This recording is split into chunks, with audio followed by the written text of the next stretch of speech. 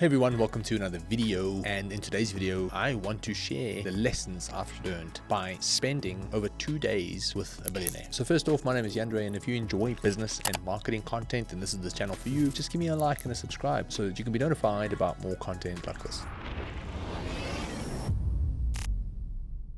For today's video, like I said, I have spent close to 2 days now with a billionaire, and this is across multiple days, but in total hours, close to about 2 days. And I've learned a ton, and I want to share some of those lessons with you guys today. So without any further ado, here are some of my key takeaways that I've learned from a billionaire in no specific order. Right, so key takeaway number one is, and I picked this up probably like 45 minutes into the conversation, actually more like 20 to 30 minutes probably. But after 45 minutes, it became very clear that he was only fixated on the data. Nothing else really mattered. There was really no subjective conversation. It was always about what does the numbers say, what does it indicate, what does it mean, and how do we make objective decisions based on the data that's available. So in essence, billionaires really only care about data more than they care about subjective opinions or vague or ambiguous information. So I went and did some of my own research, because we've now worked with close to over 300 different businesses since 2018, and all of those businesses have business owners. And I did a bit of an experiment where I would reflect on the business owner, the business they had, and the revenue of that business. And then most importantly, I asked myself, how did that business owner make decisions if I reflect back on our time together? And this is my own conclusion, and is by no means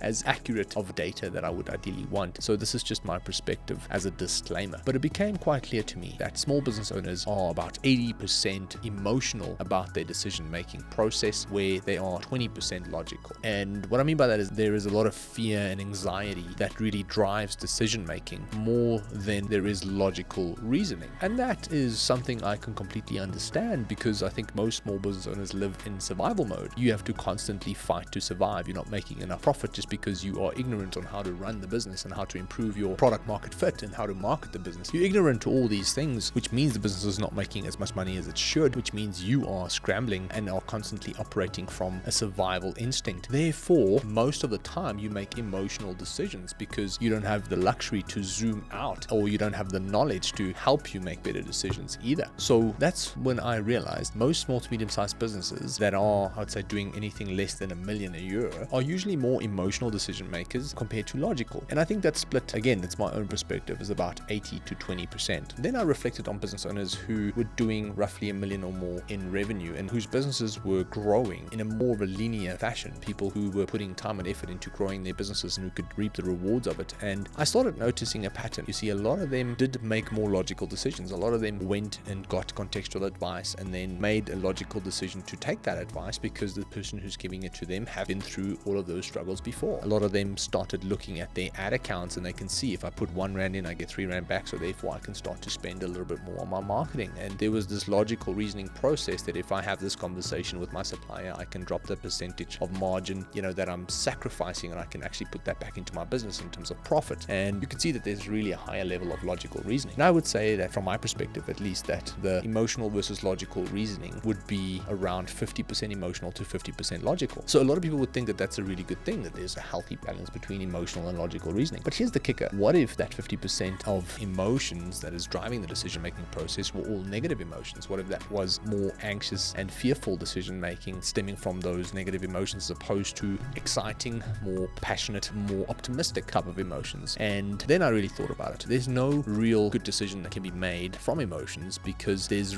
no evidence-based data that can back up that that is the right decision to make. And reflecting on meeting a billionaire, this guy was mainly just making decisions based on data. I could literally ask him anything about his businesses any point in time, and he can open up a spreadsheet and look at the data and give me the insight that I needed. I would say, for example, what is your cost per acquisition? He's like, for which business? And I was like, for this business. And he was like, well, I don't have it with me. And he can literally either phone someone, or he could pull up a report that will give him that information. That means that at any point in time, if he had to make a decision about the business, that he could look at the data and then objectively decide what to do next. And there's a high likelihood that that decision would be a much better decision than one that was just thumbs up out of emotion, because there's logical evidence to prove that that is the best decision for the business to move forward. So that is why I want to conclude from my own perspective that billionaires are 90% logical and 10% emotional. There's still an emotional part or a component to their decision-making process, but it's very little compared to the data-driven perspectives. You can only make objective decisions if the data is available, because if the data is not available, then you are going to be thumb-sucking the next step for the business. So to ensure the data is available, you should track certain metrics within the business. And when you track those metrics, you can actually measure it, and you can only grow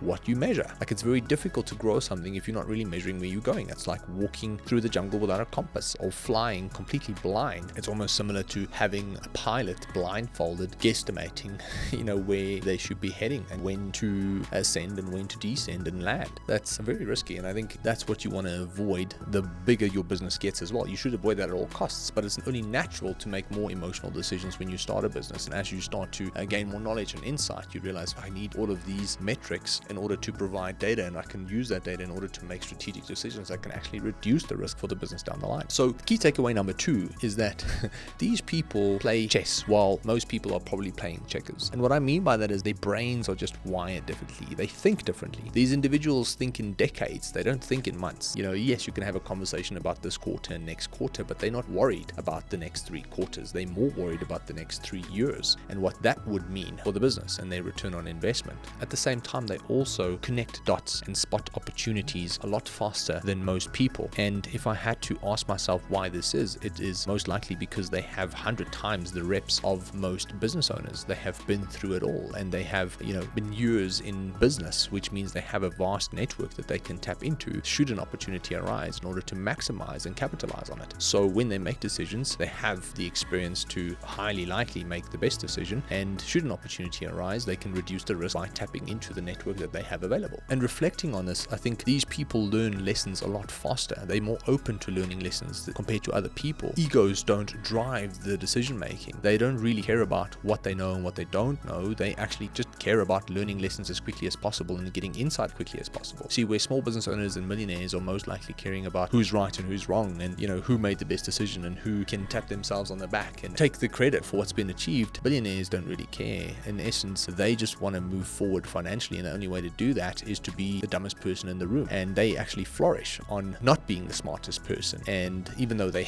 most of the time are, but they actually want to be the dumbest person in the room, because that means that they're going to walk away with a ton of insight, a ton of knowledge, and because of their way of thinking, they connect those dots and they connect those lessons a lot quicker, which means they can put it to use a lot quicker as well. So I think in a nutshell, when it comes to key takeaway number 2, I think it's safe to assume that while we're mapping out our next move, these individuals have already mapped out the whole board. They can already see the whole landscape just because of their experience and also their vast network that they can tap into in order to get them clarity on certain matters. So key takeaway number 3, these individuals understand that losing is part of the game. In fact, they don't expect to win before they've lost. There's a quote that I like, and it says basically that if you are not prepared to fail, then you are also not prepared to win. You see, as a small business, we don't like losing. Losing is very painful because we live on the breadline. We find ourselves in situations where we only have these amount of funds, and if we want to invest that money, then we need to get it back or more. Otherwise, we're going to feel a lot of pain because there's a lot of time and effort that went into generating that money. So that makes us fearful and anxious, and sometimes because that leads to emotional decision makings, we make the wrong decisions. Where billionaires understand that it's just part of the game. So no matter how hard they worked for their first bit of money, if you look at every single success story, they always took a risk with that money. No matter how long they had to wait to make it or how hard they had to work to make it either. They're happy to take the risk because they understand it's part of the game, and they understand that there's a high likelihood they might lose a part of it, or if not all. But the reality is they have this sense of belief. They back themselves knowing they can make it back. They can do it again. They can attempt again and try again, and that you only fail if you don't get up. So to them, it's really just a game that you don't quit. Every time you fall, pick your head up and try again. Where most of us probably don't enjoy the game, or we don't want to play the game, or we play it for the wrong reasons. We don't play it for the fun of it. We play it for purely the financial gain. And I think a lot of these individuals understand that losing is part of the game, but they're also happy to lose because to them it is just a game, and it's always been a game regardless of where they started or where they are now. It has been a game from day one, where for most people it only becomes a game when you feel that you are financially secure, when you've got a bit of savings that you've put away that can help reduce some of the anxiety that should things not go the way that you want it to. That's when most people start to think that it's a game, because they go, oh, I've got the safety net, now it's a game. To billionaires, it's a game from the start, no matter how little money they have. So to them, it's just a matter of dusting yourself off when you have fallen down, and it's really about how quickly you can get back up, learn the lessons, and apply apply the knowledge that you've learned at the end of the day. Where for most small business owners, it's more about how can we protect everything that we have, how can we avoid making bad decisions, which creates anxiety and unnecessary stress, which leads to emotional decision making, which then ultimately actually leads to terrible decision making. And that is literally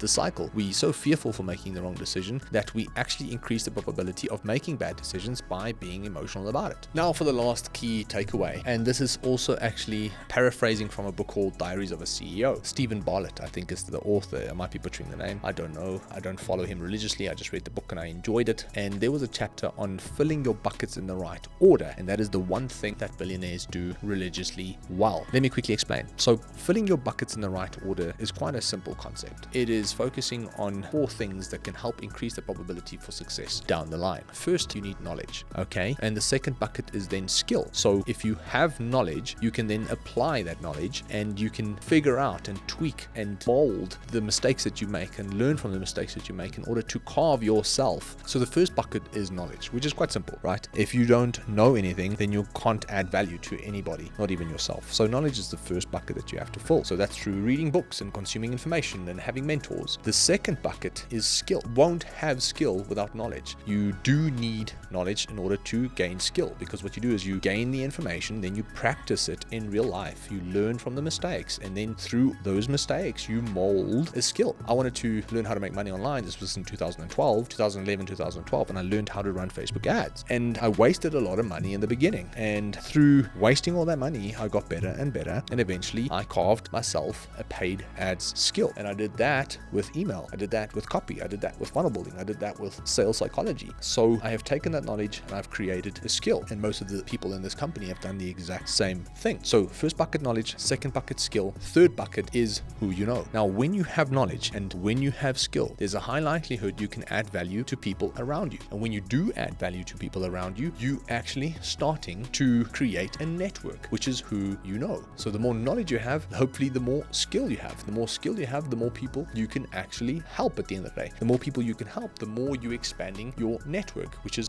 who you know ultimately. So those are the first 3 buckets, and you have to fill them in that order. And you won't get to who you know without having the knowledge and the skill in order to provide value to those people. And then lastly, well, this is actually the second last one, but it's the most important one for me, is now you have resources. Because you've got the knowledge, because you've taken that knowledge, applied it and gained a skill, because you've used that skill in order to add value to other people's lives, you now have them in your network. They trust you, they appreciate you, which means what they have access to, you potentially have access to as well. So now you have expanded your resources or the opportunity for resources. And that's what billionaires do exceptionally well. They can literally phone 20 different people at any given time, depending on the topic, to learn about a specific topic, or to get them insights into that industry or that market, or to potentially help them promote a specific business, or to connect someone in another industry that is cross-connecting in terms of trends, where they can maybe create a revenue stream that they didn't really think of before. And that only happens when you have a vast network of people, and aka also resources, which is bucket number 4. So as you fill these buckets, you start to increase the probability for opportunity for yourself, and through that opportunity you are increasing the probability for success down the line for yourself as well. And that's one thing that billionaires do exceptionally well. They fill their buckets in the right order, just as the Diary of a CEO says. And it says, importantly, don't skip any of these buckets. You can skip them, but you shouldn't, because by not skipping them, you're actually building a strong foundation for yourself to increase the probability for success down the line. If you skip buckets, you're going to have a very weak foundation. So there you have it. Those are really my 4 takeaways about what makes a billionaire different to the rest of us. I hope that you enjoyed this video. I hope there was some value in it for you. If there was, please consider liking and subscribing for more content like this, and then I'll see you guys next time. Cheers.